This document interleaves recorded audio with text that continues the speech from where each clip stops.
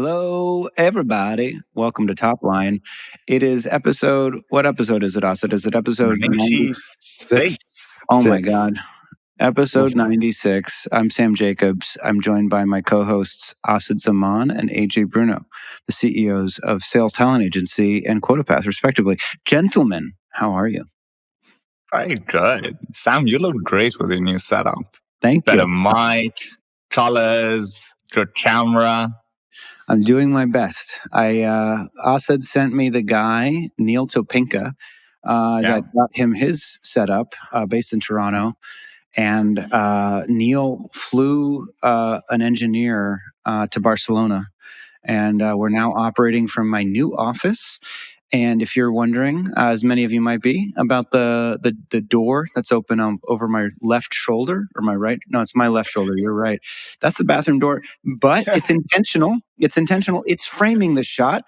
I'm in the middle. If you just blur your eyes a little bit, what you see is different shades of pink offset by an amber line. So it's all part of the plan. It's part of the plan. This is intentional. It's part of the old plan. It's part of the plan. So, if you like it, if you want to sign up for my fan club, let's talk to this woman, Emma. This is in the right direction. Oh, Emma. This is just an excuse for Sam to have board meetings with the bathroom door open, and then you make a LinkedIn post. 5 reasons why you should leave your bathroom door open during board meetings. Urinating with a closed bathroom door is okay. Line break.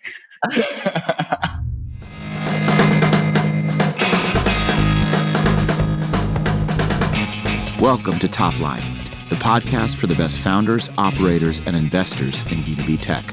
Every week, AJ Bruno, Asad Zaman, and me, Sam Jacobs, will break down what's important for you to know to be the most well-informed professionals in the market.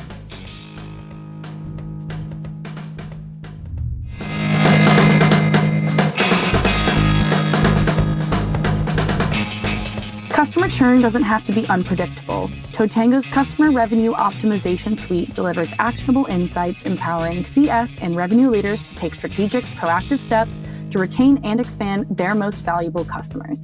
Take back control and put your revenue on repeat. Visit totango.com to learn more. AJ, that looked like a child's bottle.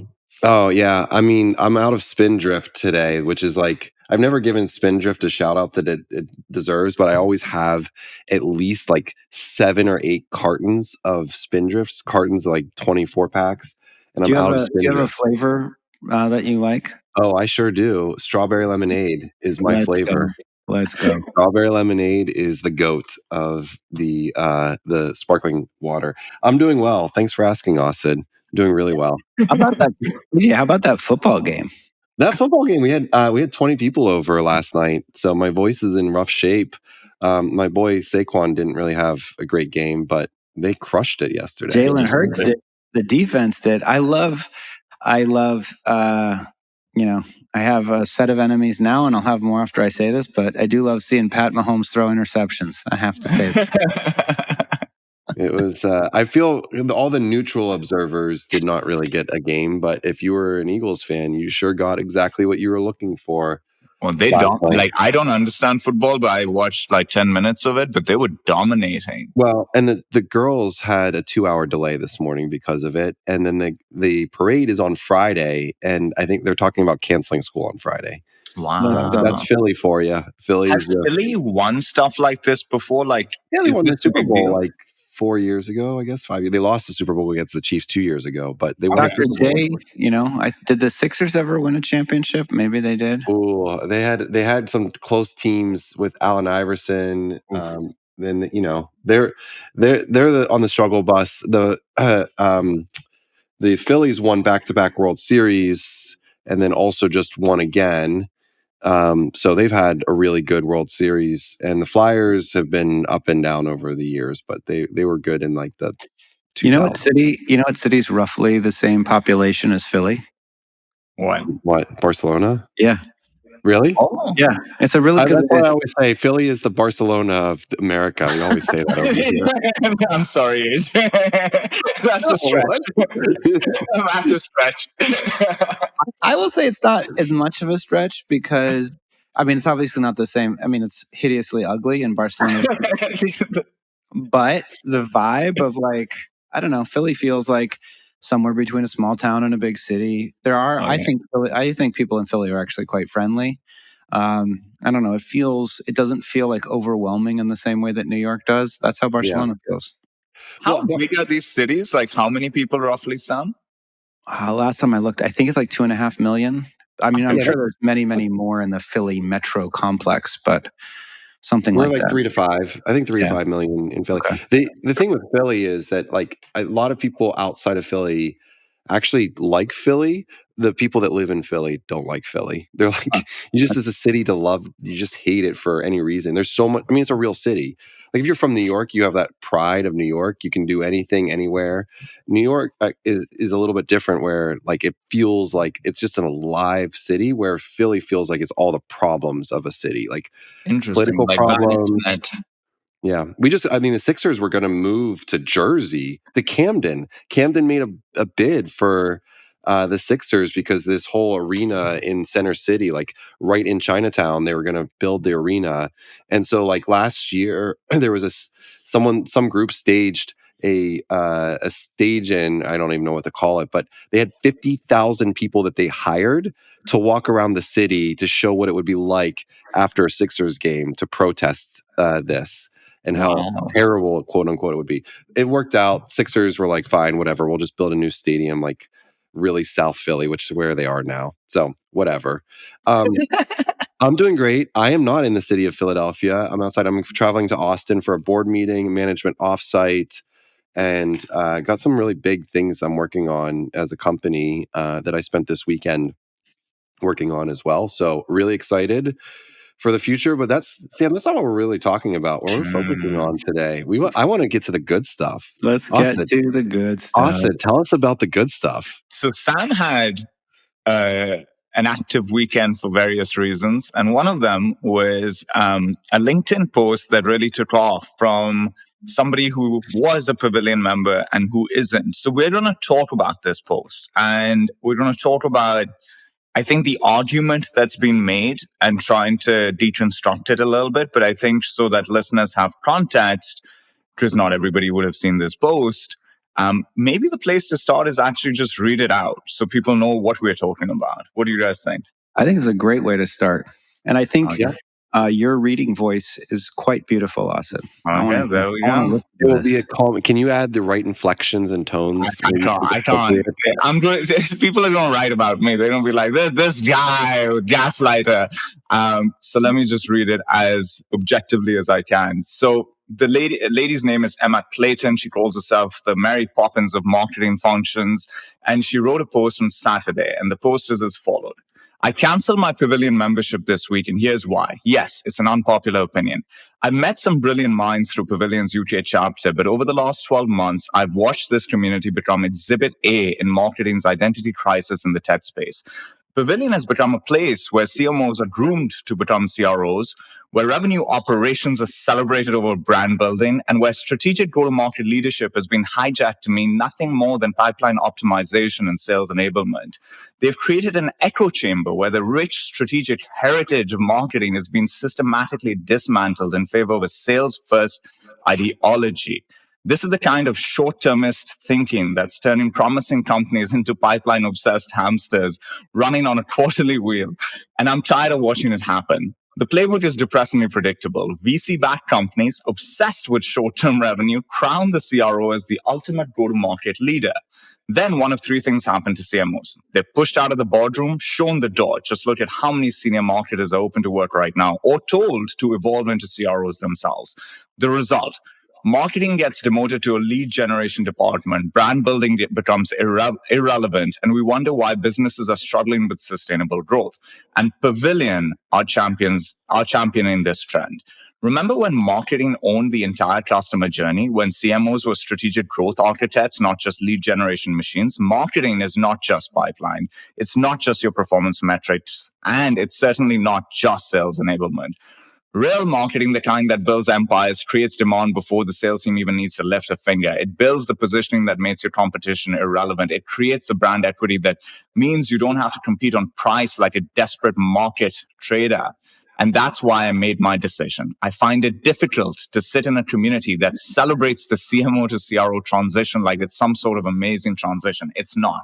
It's total capitulation. And I find it impossible to stand on the sidelines watching marketing friends lose their jobs to a trend that fundamentally undermines how long-term business growth works. Marketers have lost so much confidence in their own value because of this narrative, and they're going along with it and inadvertently sleepwalking themselves out of existence. We're so busy trying to prove our worth through pipeline metrics that we've forgotten our true value.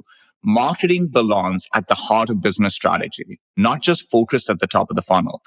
And that's where the evidence shows it belongs. So when a community is writing marketing strategic obituary, please don't expect me to pay for the ink. As the dragon says, I'm out. Sam. Who's the dragon? Question number one. No, was that like a Game of Thrones reference? Or is it like a soccer thing? Oh no, British? Dragon's Den. Okay. So Shark Tank over here started with a show in the UK called Dragon's Den. I used to watch it. They're saying I'm out. Okay.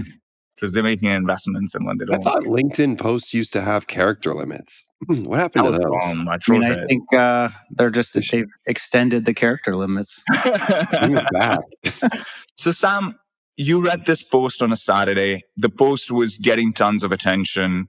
A lot of people, Pavilion members, coming in and saying, I don't really agree with this take. And then other people who really don't know Pavilion were talking about the overall trend with some emotionality there as well. As a CEO, it's a Saturday. You wake up, you see this post. Walk us through how you feel, how you react. Well, it's a cascading feeling, and one that it's sort of okay. So obviously, it gives you a sense of anxiety, right? And all of a sudden, the executive team is, and I was on Slack with Nicola Anderson, one of the chapter heads for the UK chapter, who is a CMO, who is a marketer. And there's a number of different feelings. The first instinct is, defensiveness, and a negative reaction. But then you also try to make sure and check yourself and say, you know what, I got to sit with this and think about it for a second. And there's an argument that she's making. She makes it difficult. She conflates the argument with the company, as a Pavilion. I can explain. I guess there's a couple different reactions. The first is that if you were to distill Pavilion to the extent that Pavilion is me, or that you distill the coursework of Pavilion into a point of view, it's effectively the antithesis of what she's saying. Now, that's one part of what you feel. You feel like, hey, on the merits of the argument, I'm the person, literally me. I am the person that says invest in marketing before sales. I had literally written a post celebrating marketers. Now it says 14 ways to make sure that you don't get fired as a CMO, but the purpose of that post is exactly to counteract the trend that she's articulating. So that's one part of what you feel, right? This defensiveness of hey, that's not even true.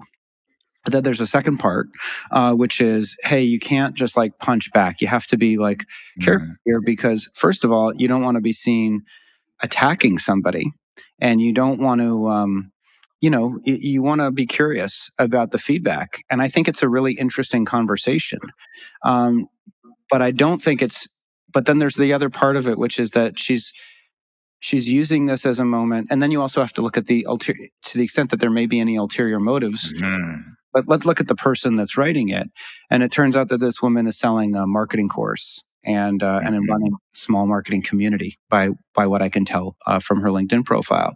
And you also have to look at, just politeness and cordiality of, okay, if she believes this strongly, did she reach out to anybody in Pavilion and share this? Did she reach out to me? Or did she just put us on blast without really giving us an opportunity to thoughtfully engage? And then there's all these, gender dynamics, because you're hyper aware that that I'm a white male and that I'm in a position of power. And so you have all these conflicting emotions, because one party's like, don't do anything.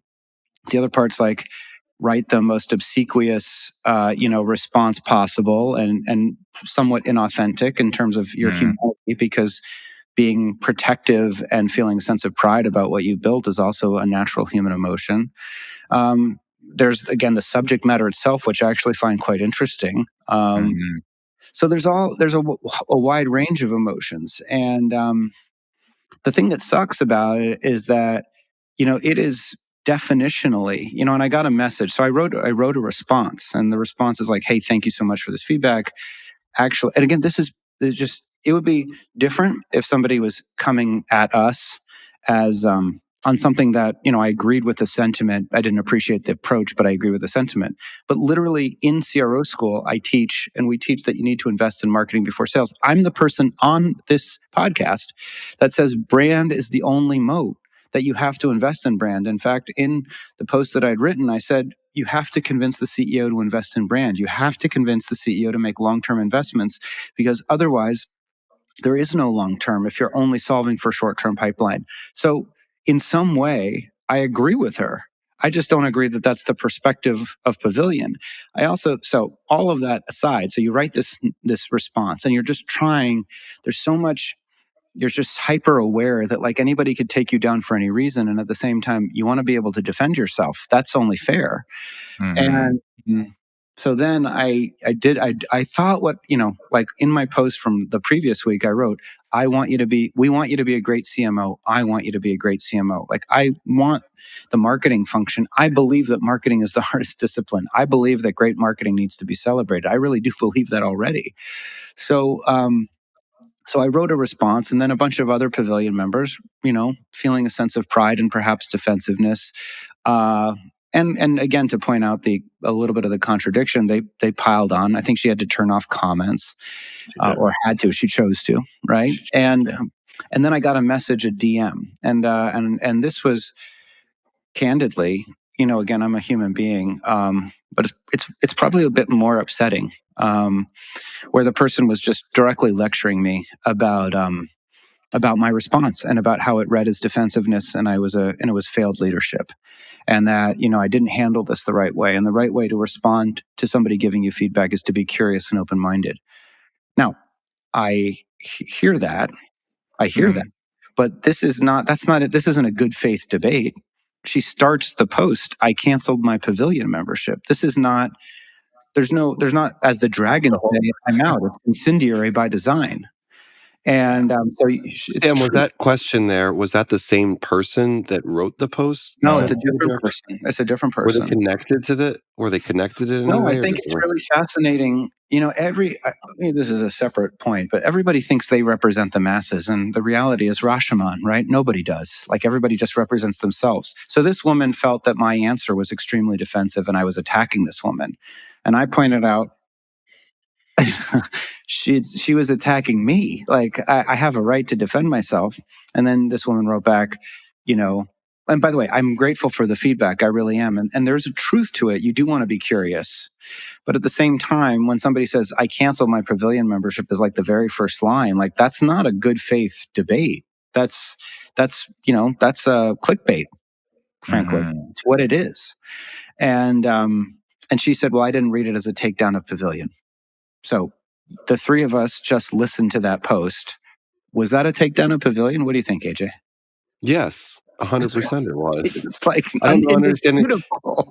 It literally said, I don't understand why someone thinks it's okay, especially on LinkedIn, to just go attack like that. Like, I read that post and I was like, well, first off, yeah, you're right. If you've listened to Sam or talked to all three of us have made major investments in brand in the last 3 years, massive investments in brand. And so it was very, it felt a little deaf to, I would say tone deaf, but deaf to the, like, what was actually happening. And did you know this person before this post? No. Yeah. I mean, this is the reality. I think Sam, on one hand, you've made it. Kudos. Congratulations. You did it. Like that's what I take from this is like, you know what? This is the world we now live in, and we're going to build our companies and our brands to this level, and you're going to cross that chasm at some point where you'll hear plenty of hate, but it was definitely self-fulfilling in that this person was promoting their own thing. And the reality is, we've talked a lot about how marketing has evolved. That's sort of the whole point of this show. What is going on in our worlds that we can help our audience better understand? It was a year ago when we talked about the CMO. We had Kathleen on. We talked about CMO to CROs, right? And that was something that we explored in different ways, but we didn't say that was the right answer. We said that's interesting for these various reasons. Let's see how this plays out. I don't think it's something that we've continued to like harp on, and I'm certainly sure it's not something that the Pavilion curriculum has said, you have to go this route to be a successful CMO. Of course it didn't. And she would say, or I don't know what she would say here. So there's a counter argument. This is all dependent on the definition of CRO, by the way. Like, if you assume that CRO is simply a glorified head of sales, or CRO is definitionally a sales function, then yeah, there's merit to our argument. But who's defined it that way? I certainly haven't. In my world, the CRO is intended to be the aligning function across sales, marketing, customer success, revenue operations, right? And in that world, when Andrea Kale or Latny Conant move from CMO to CRO, is that a diminution of the marketing function or an elevation of the marketing function? If the CEO says, the person that I want overseeing all of our revenue, because they have the right balance of short-term and long-term focus, is Latny, because she knows how to build a brand, but she can also hold people accountable. She can deliver both long-term and short-term results. It's just, the only way you think it's a demotion or a capitulation is if you think that the CRO doesn't care about marketing at all. But that's not a world, I don't even know, that's just not true. Revenue, I always say, it's like a boring trope at this point. Revenue is a team sport. Revenue generation is a team sport. Now, if there's another argument, which is why we should have people that are not focused on revenue in any form, long-term, short-term, medium-term. Okay, I disagree. I disagree. Businesses exist not as art projects, but in the spirit of, harnessing a problem in the world and trying to solve it with a product an experience that company builds, and the trade is money. Mm-hmm. And again, it's not money tomorrow. It could be over the long term. But I don't think that's what she's saying, but I kind of got like a little bit of that. Like, why should marketers shouldn't just focus on pipeline? There was definitely some of that. Listen, a bunch of thoughts. First, these are my opinions. Sam and AJ, my brothers. If somebody goes after them, I get emotional. Everybody who listens to this knows that how I feel when people give such feedback. And so these are my opinions. These aren't theirs. The defensive side of me is like, this is an interesting marketing play from her. She is trying to sell something, right? Like, there's a view my website button that goes to the course that she is selling. And so it's a marketing play. Because if you have a strong opinion about a direction something is going and you're part of that community, there's like tiers of interaction that you would go through before you go public, right? You would go and talk to Andrea instead of putting Andrea down in your post and in your comments. And we're very close to her, and that's very annoying that you would attack her like that. But you would go and have a talk with her because she's the dean of the CMO school. You would talk to Kathleen. You would come to you guys. You would talk in a round table. You would bring your points up somewhere and through discourse, can I move something in the right direction or can I learn something? But if you go and just your starting off point is here and it's linking to a course you're selling, it's a marketing play to drive demand for your thing. And that's number one. And so you have to look at it like that. It comes with implications, right? Like, you can't market like this and then not have other people have opinions on it. And so your next post can't be like, oh, I'm being gaslit. It's like, I don't know, lady. Like at this point, you've come aggressively after something. People feel emotionally tied to that thing. They're going to have opinions, and you can't just brandish anyone with a counter opinion as a gaslighter. It doesn't make sense. So that's like one side of thoughts that I had over it. The other was that I went and I looked through her posts, and I was like, okay, so what's the point of view here? What's the argument that's been built over post after post? There were two things that stood out to me. The first was unrelated to her, is something about the algorithm. It's really interesting how the first few posts that take off for a person who is starting to become active on social media, and traction early on is very slow. It takes months where you're 0 likes, 3 likes, 4 likes, and then something takes off. And it's really interesting how the first or second big things that take off, that have the type of engagement that is not 2 or 3x of your normal, but is like 20, 30, 40x, right? You're averaging 4 to 5 likes on a post, and then you get 1,000 likes. It's really interesting how the content that takes off shapes a lot of your future content. And so when you look, like when I went and I looked, I saw that trend kind of play out where there were a lot of normal posts, and then one that was a bit of a sharp attack towards a particular direction. And then all the big ones, most of the big ones, have that tilt to them. And I think this is the thing Tim Ferriss talks about, that we've all spoken about a lot amongst each other, is analytics and data are very interesting, but you have to be careful not to let the algorithm define your content, your show. So that was one. But as I was doing that research to understand where's this person coming from, I found the thing that makes her one of many to me, which is, if you go back and see where the majority of her career experience was, it was in really large businesses. It was in Novo Nordisk, and she was a chief communications officer at PwC. These are massive organizations. And then she's going towards this startup side now. And I talk to a lot of marketers and sales professionals and customer success professionals that are going through those transitions, especially with the layoffs that have happened in these large organizations. And there's a part of them that wants to build something. They're attracted to the startup. What happens is they realize that marketing is not the same everywhere, just like sales isn't the same everywhere. If all our jobs have this commonality of allocating resources effectively, how you allocate those resources change a lot based on where a company is in its growth journey. If you're a multi-billion-dollar business, the majority of your marketing investments will go towards brand. It's the logical place to invest for reasons that are known. But if you're a startup, if you are a Series A or Series B company, you can't make 90% of your bets on brand. You can't say ROI optimization is a bad thing. You can't say that obsession with pipeline. We're talking about companies fighting for survival. They don't have the luxury to make bets 7 years out with no care for optimizing for ROI, for no care for optimizing for pipeline. So while a marketer might be a marketer, you call yourself a marketer, they call themselves a marketer. The game is different. In a startup and a growth stage company, the bets are primarily towards demand generation. And even the brand bets you're making have a shorter term time horizon, and you're trying to figure out, are they driving revenue in some capacity? Whereas as a business gets larger, it changes. And what happens is people that are going from these large organizations to this side of the world, they feel strongly about what they do in their craft. And then they get rejected left, right, and center in the startup and the growth stage ecosystem because the skill set isn't relevant. We're not solving that problem right now. And they get very upset by that. And I've had a lot of these conversations. So to me, this was one of many such common conversations that's, I think, driven by shifting from large to small rather than marketing shifting. They haven't realized it's just a different game.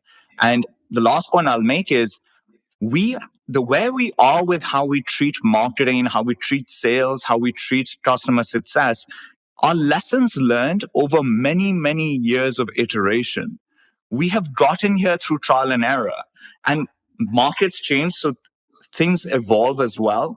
But there was a chief sales officer. How many chief sales officers do you know now?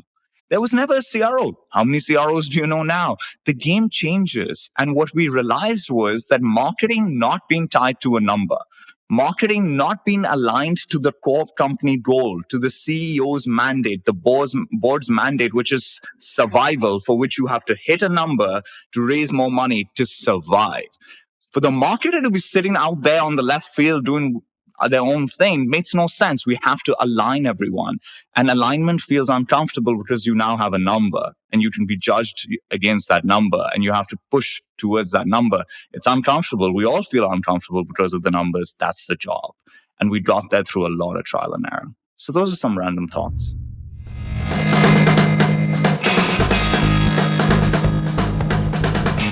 Are you being paid what you're worth? Pavilion's compensation report has become an industry standard for go-to-market leaders to benchmark their compensation, equity, and other employment terms. We're refreshing the report for 2025 and need your input. To get early access to the results, take the anonymous survey at joinpavilion.com/comp. That's COMP, or click the link in the show notes. AJ, what do you think? Well, I agree with Asad's review of like the evolution of how we got to where we are. Like that's obviously very clear. But what I was thinking about when Asad was talking was a comment you made earlier, Sam, which is, I'll take the feedback for where it is. So let's talk about that for a second and talk about what changes, if anything, for you on that post. Like what feedback actually resonated well with you where you're like, you know what? Actually, that's a really good point. And it might be like only a line in the whole 1,000-word essay. You don't have to, because not all feedback is great feedback. Not all feedback has to be No, but Sam did say at the beginning of this that there were a couple things that he gave some thought to, at least at that time. Well, I mean, I think it depends on the definition of a CRO. That's I think an interesting perspective. Like, because as much as I say CROs should be aligning go-to-market across sales, marketing, CS, RevOps, I don't think that's the case most of the time. I think most of the time it is a glorified head of sales. Mm-hmm. And I think if you perceive these transitions to be that, then listen, it's just the irony is that I'm I'm the sales guy that says sales is easy and that marketing is the hard thing. And that you can flame me on, like, Ryan Lallier or some, nasty troll on LinkedIn. He used to hate me too. Well, I thought I became famous when he started like trolling me. I was like, I made it. He was a good friend of mine. Was he? Yeah. And a nice person in person. And then his online persona. Very aggressive online. Very, very aggressive. Anyway, so the point is, like, if you want to come after me because I'm diminishing salespeople, I actually, like, that's fair, because I'm the one saying a salesperson with perfect process and no meetings gets fired, but a salesperson, which is why medic and all that stuff doesn't matter. It's all BS, and it's not all BS. I'm being a bit there. But I'm saying that it's the hardest thing to do is get a meeting. I'm the person that says the meeting is the atomic unit of your growth. How to get meetings is how to grow. But a salesperson with a ton of meetings and no sales process will close a couple of deals. And a salesperson with perfect process and perfect entry and exit criteria for their stages and all the things, but no meetings, will get fired. So I am... The frustration is that I am literally a person in most in CRO schools saying, hey, you have to invest in marketing. And then I'm also the person that says, and by the way, when somebody says that, what you're going to do as a CEO or as an executive is you're going to say, I need to invest in demand generation. And I'm sorry to tell you this, but you don't need to invest in demand generation. You need to invest in messaging. You need to invest in your brand. You need to invest in the idea of why do you exist?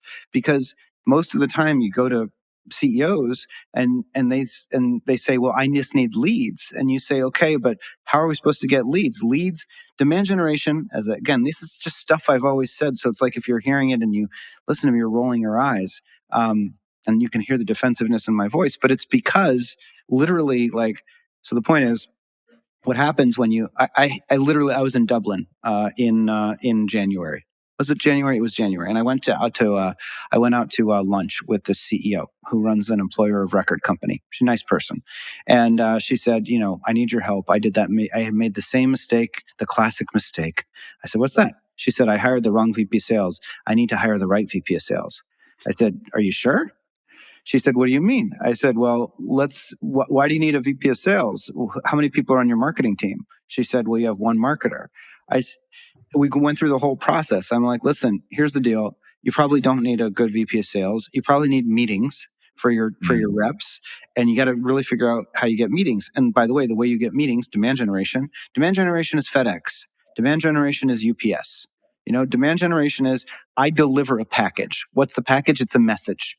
It's a message to a certain group of people at a certain time when hopefully they're open to hearing the message. And the message is intended to get them interested in having more of a conversation with you.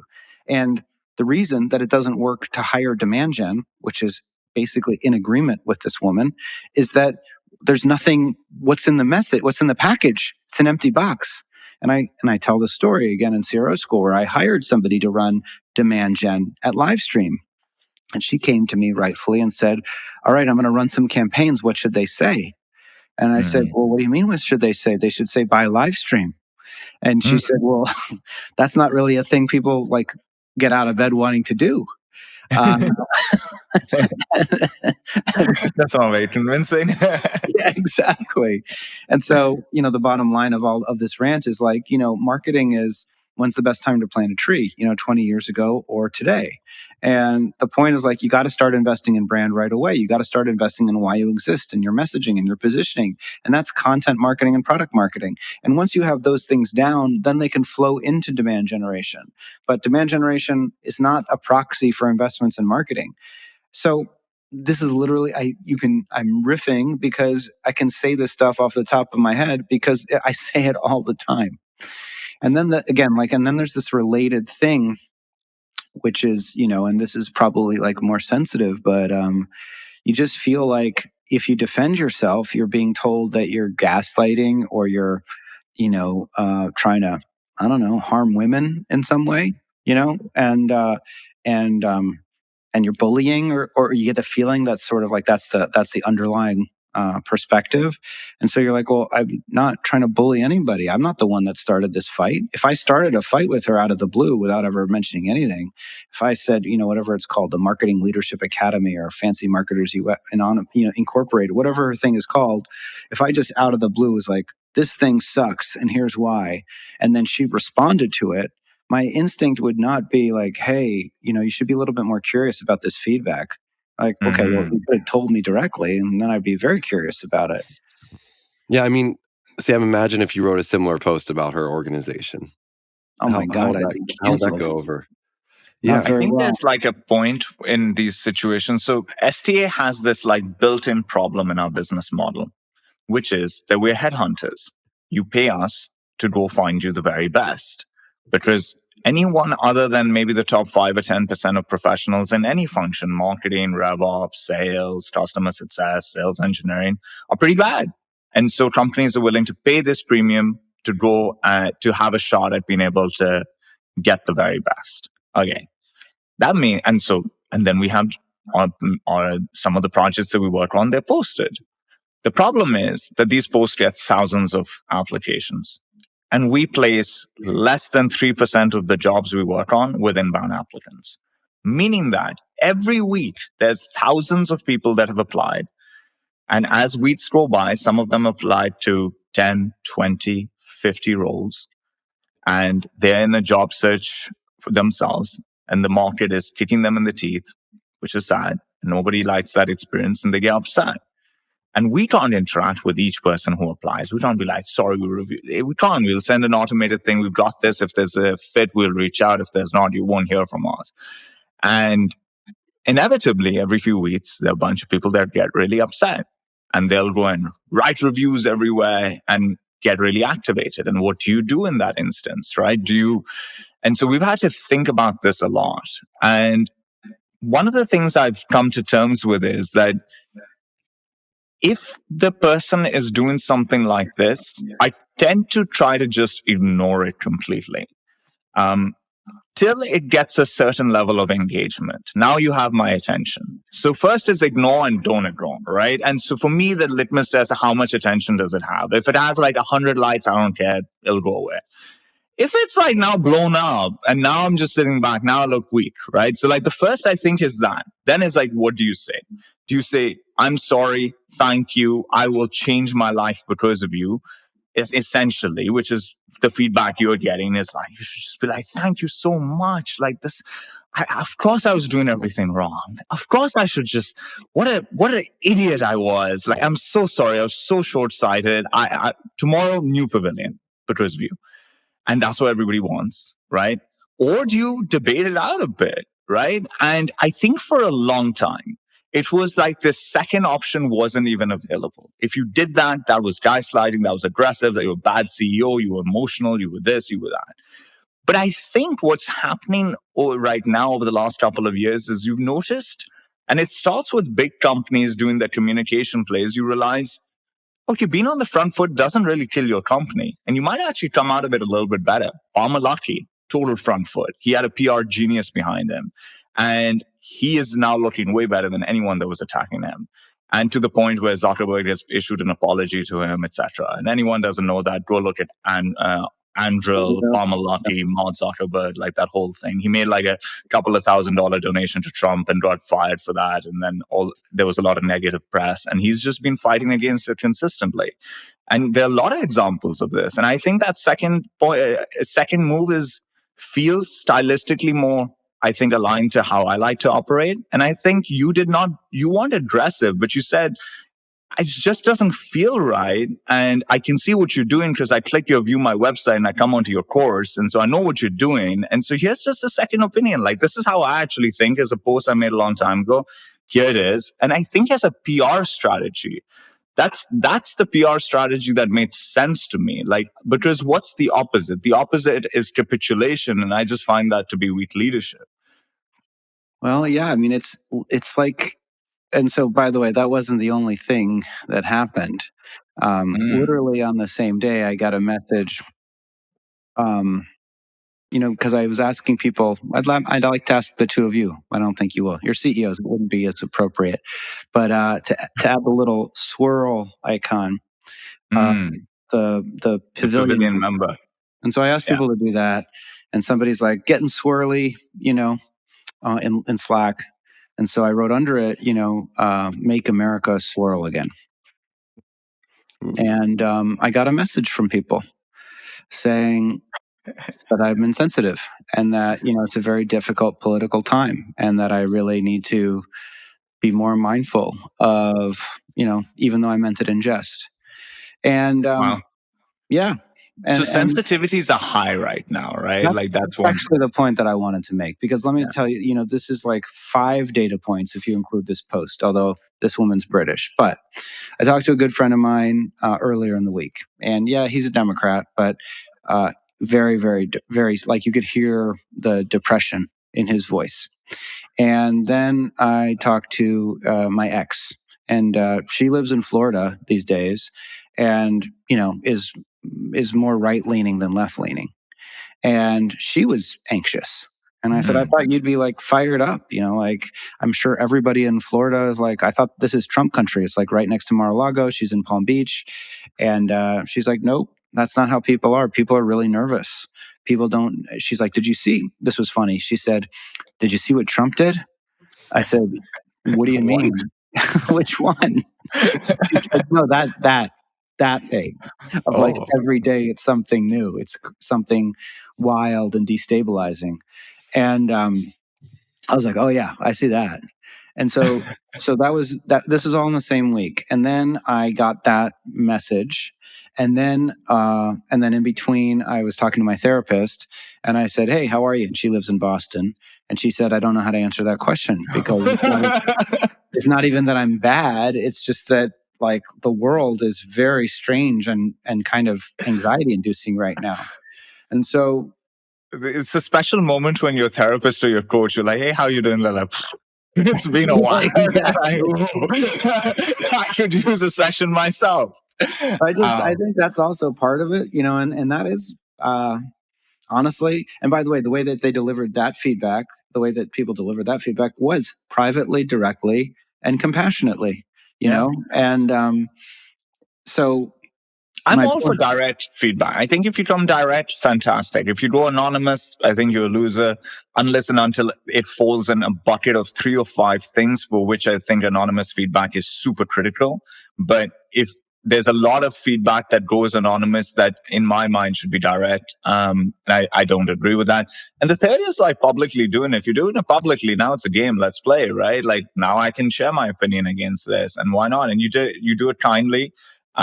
But that's now you're playing a different game. You can't expect the dynamics of like a one-on-one interaction when you have 1,000 engagements on a post where you're bashing somebody. There was a point in there that maybe irked me the most because I love Andrea, but it made it sound like the fact that Andrea runs CMO school is a bad thing because she went from CMO to CRO. And the fact that CMOs are becoming CROs is capitulation of marketing as a function.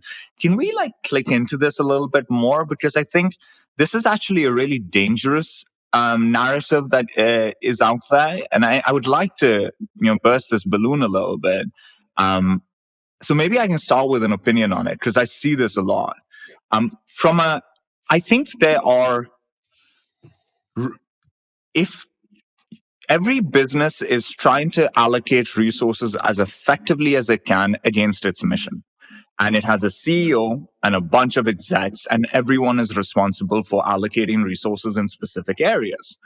And at different points in a company's journey, different functions have different levels of importance and different levels of, I think, leverage internally. That is true. Like if you're the VP of HR, your leverage when you're going from 5 to 10 million in revenue is very different to if you're the CMO or CRO. It's just true. Like it's not a judgment against HR professionals, or it's just the need of the business in that moment. Like this is not socialism, right? Like there are hierarchies here, there are power structures, there's different levels of resources. And if you're making the thing or commercializing the thing, the power is a little bit more in both those areas than the ones that are keeping the lights on and on the operational side. It's just the nature of the beast. And so it seems to be this argument that if you have transitioned from CMO to CRO, it is a damnation of the CMO track. And that is not true. The first thing is human beings have the ability to make adjustments in their career tracks. The jobs we do are more science than art, but careers are your own art. They're your art. They're uniquely yours. No one else will have that career. It's your thing. And you are going to experience it. It's going to shape your life, your emotional state more than anyone else's. And so you decide what you want to do, where you want to go, and you deal with the repercussions. And so if a person goes down a marketing track and then finds like, I kind of like that thing that person is doing. I'm ready for a bit of a change and I want to try that thing.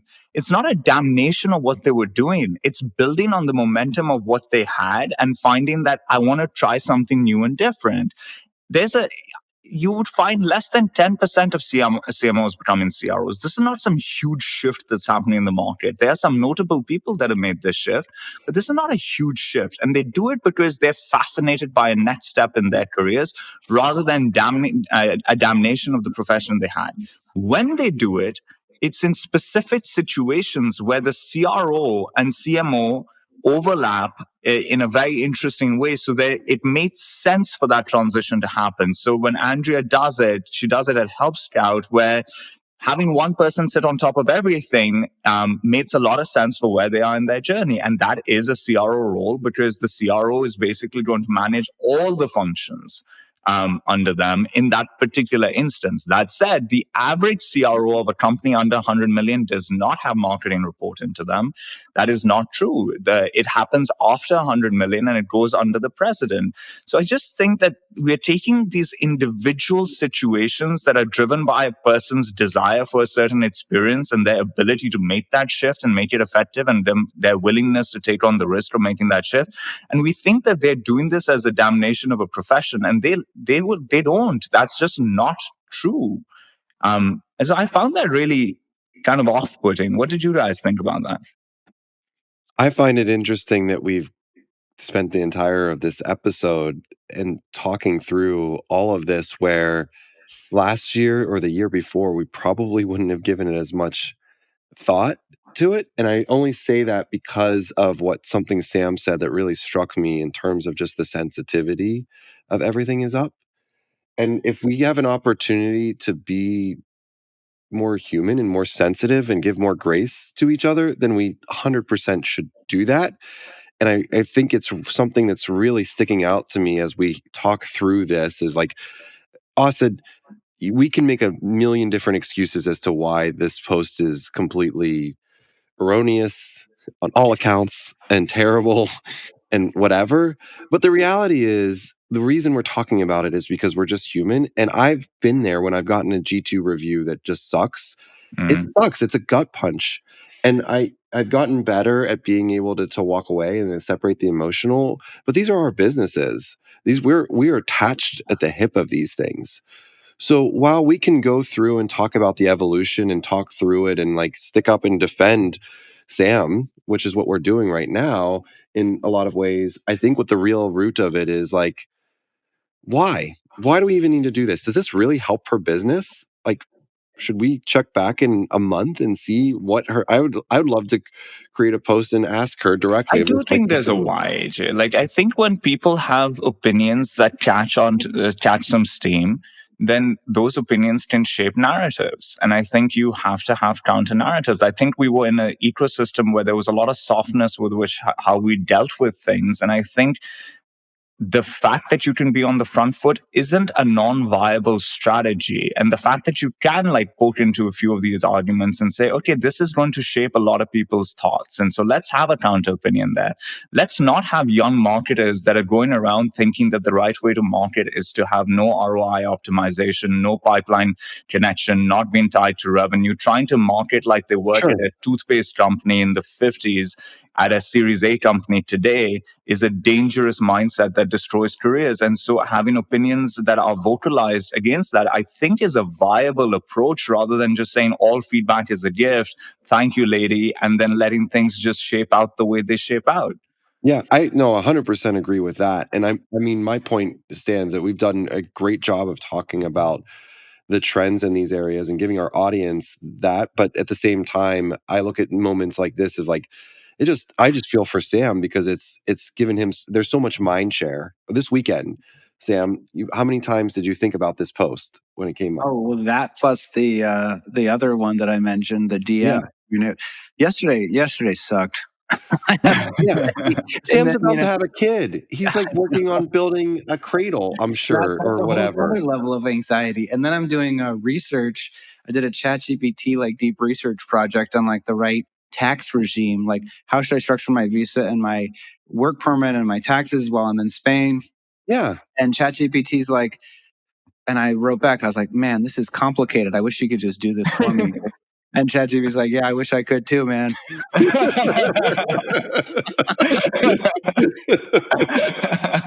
What a response. Is amazing.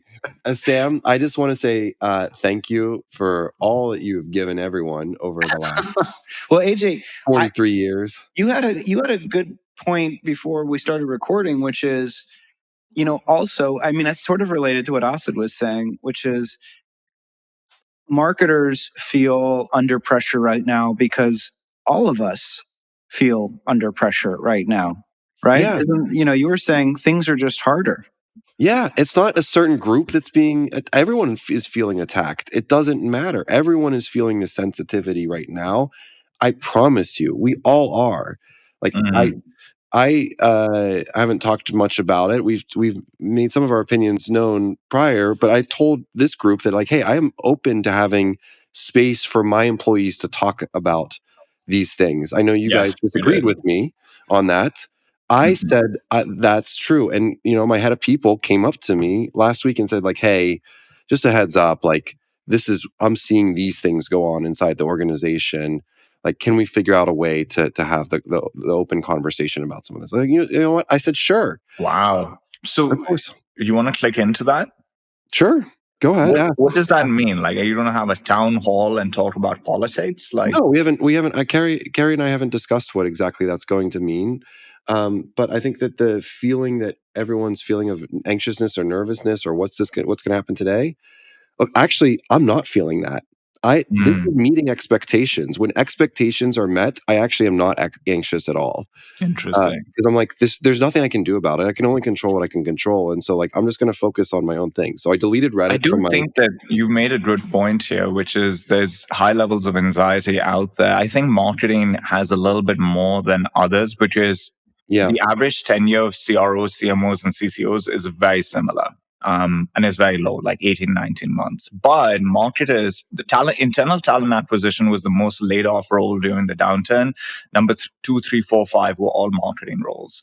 And 1.6 million people have found new jobs in the last 12 months. But we all know people that have been looking for a job for 6 months, 9 months, 1 year, and they're struggling. And it's because the bar is higher, what companies are looking for is different, all of those things. And so I think there is anxiety in that ecosystem, which is why I think the counter opinions sometimes are important, because that anxiety can be flamed with narratives of a particular sort, and you have to have a counter opinion against that. I really respect the way you run your business, because it is very different to how I would run mine. And it's hard. You do the harder thing. Asid and I had a conversation over the weekend. We were chatting about one of these roles that we're going to potentially go out and hire. And I shared with you, Asid, the welcome memo that I sent to my chief product officer ahead of him starting. And I think it's just setting expectations of like, here's the things that I need you to do, like day one. Just I can't even talk to you. Like these are your expectations. And we better not be having a conversation in 30 days about not meeting these expectations. It was a very good memo. It was very good. You know what I said to him, Sam? What'd you say? So you're a very good CEO. You're a very good CEO, unlike you and me, Asid. We're like doing things the way that we want to do. We like being in charge, but that's not the same thing as being CEO. But what are we all talking about here with that post, with Sam and that internal, with the swirl? We're talking about communication. We're talking about expectations. We're talking about trust. And like those are the three pillars that you just got to go back to and say, like, this is what we're signed up to do. This is our role. This is what our job is. This is our responsibility. Anything outside of that is a distraction. If it's a distraction, I understand. And let's figure out a way to help you prioritize so it's not a distraction. We have to do that as leaders in our companies, and we have to just continue to do that. Because at the end of the day, it's going to take more grit this year than it did last year, than it did the year before, to survive. As a software company in 2025, you're going to have to fundamentally look different at the end of this year. And that's not just because marketing is different. But you know why Sam's business is uniquely complicated in this regard? Is that he's having to be the thought partner. He has to be at all the of these tip things. of the spear with where things are going, and I can enable you and equip you to get there. Sam has the hardest job on anyone in this entire thing to do, which is why these narratives then become worth leaning into and debating out, because that narrative is important for his business. It is. The reality is when Sam started a community, he signed up for taking on the emotional baggage of all of these leaders. No, you know what? I mean, you're smiling, but that's exactly, I can't be Palmer Luckey. Palmer Luckey doesn't run a community, or if he does, I mean, it's so clear what he stands for. Bombing the living hell out of people with drones. No, that's not true. It's not fair. Actually, what he believes in is defending the country in the same way that... I think it's a great company that they've built. Oh, it's incredible. Yeah. And it's, similar to, what's it, Carpathy? What's Palantir's CEO? I think the thing about Palmer Luckey that's fascinating is, you see people found 2 different companies, but what a spectrum of companies, like a VR company and then this. He likes both. He likes his hands on physical. He builds it. Like he's a fascinating guy. But my point is, like, to your point, AJ, like it's a big tent. There's lots of people in Pavilion, and different people feel different ways. And, I can't, and also I want to be inclusive. I don't want to be a jerk. I really do. I want people to feel welcome. I want people to feel like they can express themselves, and it's still hard because, again, everybody thinks that they're pointed, they speak for the masses when most of the time they speak for themselves. And that's still okay. That's still okay, because the data point isn't that they do speak for the masses. To Asad's point, you don't have to get on your knees. The point is like, hey, but this is a perspective that's out there, just so you know.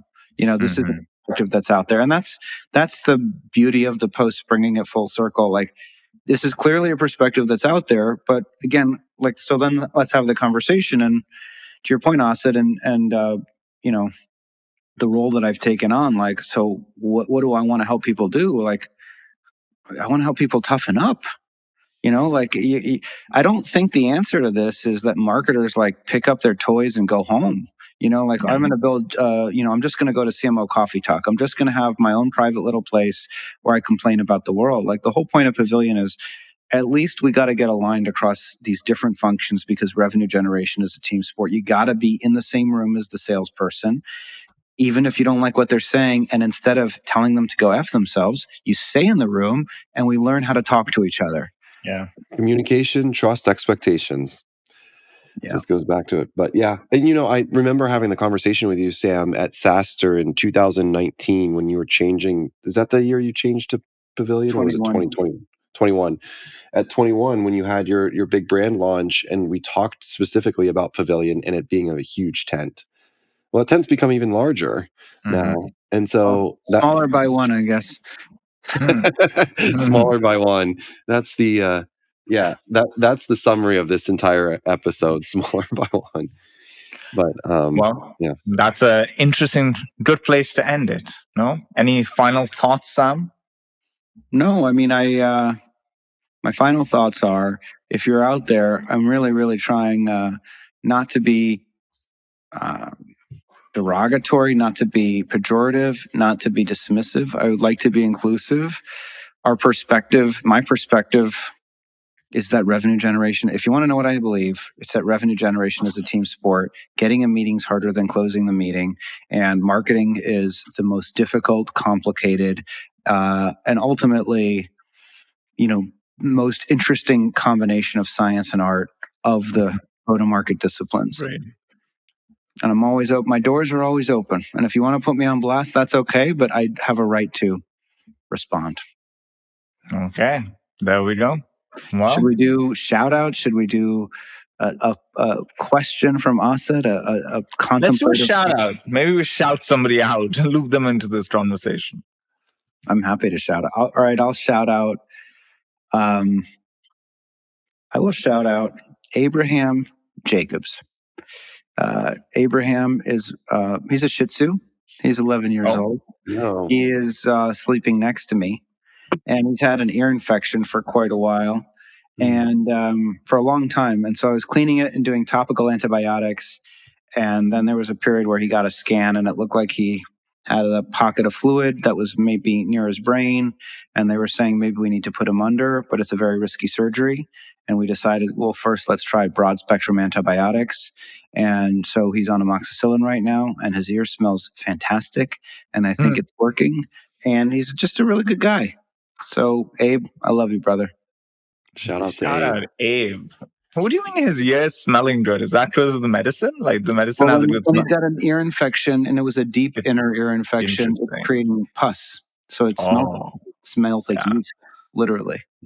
So it doesn't. Now it smells okay, which means he can come back in bed if he wants to. There we go. Abe with optionality. Aging. I'm going to give a shout out that's probably the first of its kind. I'm shouting out my lawyer, my general counsel. Ryan Gravel. Ryan and I. We love lawyers on this podcast. We love lawyers. I know divorce lawyers. That's who Austin talks about. Austin, what's your stat on divorce lawyers? There's some stat you had like last year. You had like some random stat. I just said they're quite rich, and they have a non-recurring revenue business. I know some really wealthy ones that have non-recurring revenue businesses and have built a lot of wealth. Okay. Anyway, my shout out, it goes to my corporate lawyer, Ryan Gravel. Ryan and I have worked together for 15 years. And I worked with him on something that's going on board business wise for the board meeting over the weekend. I mean, I'm paying for it, but at the same time, he was available and working through. He's so generous with his time. This guy, Ryan. I know, right?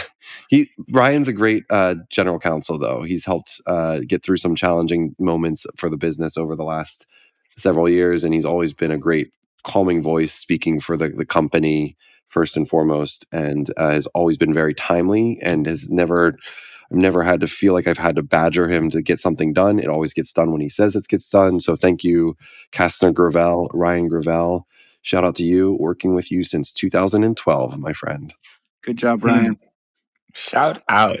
I want to shout out Jeremy Donovan. He's probably not going to listen to this.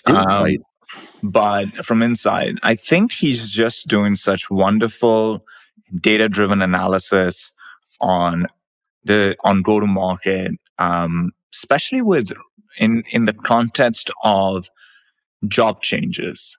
And the way that he does it requires so much heavy lifting because he obsesses with the analysis being statistically relevant and being done the right way, which adds many, many hours to the work. And this is him just doing it for the community, right? Like he's got a different job, or he's busy doing that. And he's found such interesting things out. Like there's a post I think everybody should go and read about CRO stage appropriateness, with the trying to figure out what the success rate difference looks like when a person from a very large business goes to a medium-sized business or goes to a startup. And usually what he uncovers is that most of these like heuristics that we have are less effective than we think. He has one out today where he's looked at the success of a person leaving one organization, a credible organization, and going into another role. What type of success rate do they have based on their lineage? And he's found Oracle has the highest success rate. PDC, where Medic was created, has the second highest. It's just fascinating stuff and requires a lot of heavy lifting. And I think everybody should go show him some love. Jeremy Donovan. He's great. One last shout out is to Neil Topinka. Thanks, Asid, for the referral. Thanks, Kyle, for the referral. He sent him to me. Well, thank you, Kyle. It's all in the family. All in the family. Thanks for listening to Topline, everybody. Hope you heard it with an open mind and an open heart. If you're out there, we wish you the best. We hope you have a great week. And give us 5 stars in the Spotify and iTunes stores. Bye, everyone. Bye.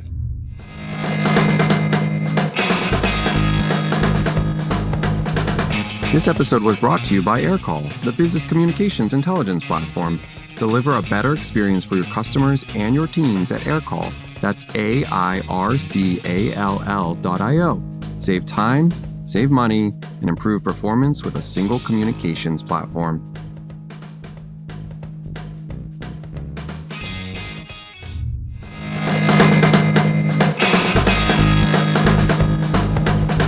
Thanks for listening to Topline.